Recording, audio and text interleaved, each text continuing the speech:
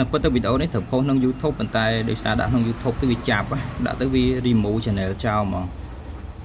អញ្ចឹងតើតើជាមួយសកម្មភាពរបស់ថ្នាំវិទ្យាកណោតនេះសម្រាប់អ្នកគ្រូដែល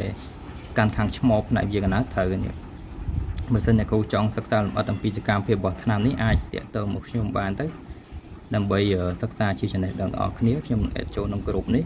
ពីព្រោះខ្ញុំផុសក្នុង YouTube channel របស់ខ្ញុំអត់ឲ្យផុសទេដាក់ទៅគឺ remove channel ចោលហ្មងបាត់អស់មួយហើយតើតើមួយថ្នាំចាក់ឲ្យសកម្មភាពវាទៅធ្វើការវិទ្យាកណោតរបៀបម៉េចកងដាក់ក្រោមស្បែកវាទៅធ្វើសកម្មភាពម៉េចកងដាក់ក្នុងស្បូនធ្វើសកម្មភាពរបៀបម៉េចកាក់អីចឹងណាការបើកដោះកូននេះបើយើងចេះចំណុចទាំងអស់នេះយើងយកមកបញ្យល់អ្នកជំងឺអមជាមួយនឹងបច្ចេកទេសគឺវាត្រឹមត្រូវបើសិនជាយើងយល់ដឹងច្បាស់ពីវាហើយនឹងមានសំណួរមួយចំនួនដែលយើងអាចពិភាក្សាហើយនឹងសំណួរដែលអ្នកជំងឺតែងតែសួរយើងពេលដែលយើងអនុវត្តការងារជាក់ស្ដែងណា